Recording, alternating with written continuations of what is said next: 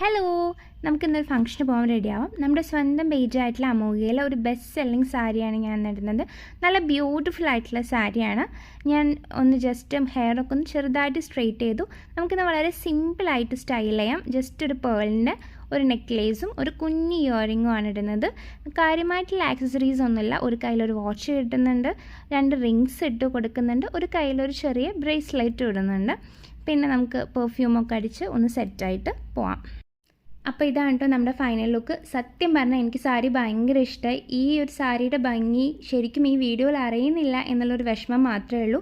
സാരിയുടെ ബോഡി ഫുള്ളും embroidery work ഉണ്ട്. അതിൻ്റെ മുകളിൽ നിറയെ പേൾ ഡീറ്റെയിലിങ്ങും കൊടുത്തിട്ടുണ്ട്.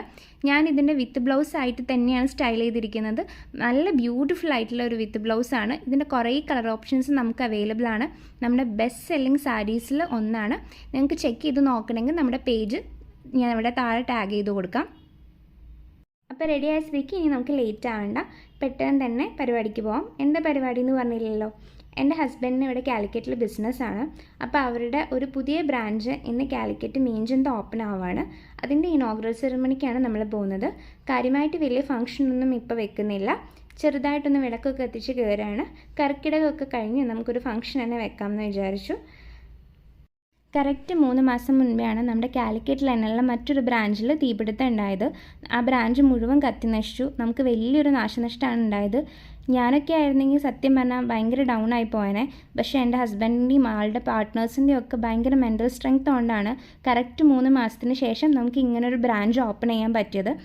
ഒരു സ്റ്റുഡിയോ സെറ്റപ്പ് ഉള്ളതുകൊണ്ട് തന്നെ നമുക്കിവിടെ വന്നു കഴിഞ്ഞാൽ നമ്മുടെ വീടും ഇൻറ്റീരിയേഴ്സൊക്കെ എങ്ങനെ ഡിസൈൻ ചെയ്യണം, ഏതൊക്കെ കളർ കോമ്പിനേഷൻസ് ആയിരിക്കും നല്ലത്, എന്തൊക്കെ ഫിനിഷസ് ഉണ്ട്, എന്തൊക്കെ ടൈപ്പ് ടെക്സ്ചേഴ്സ് ഉണ്ട് എല്ലാം മനസ്സിലാവും കേട്ടോ.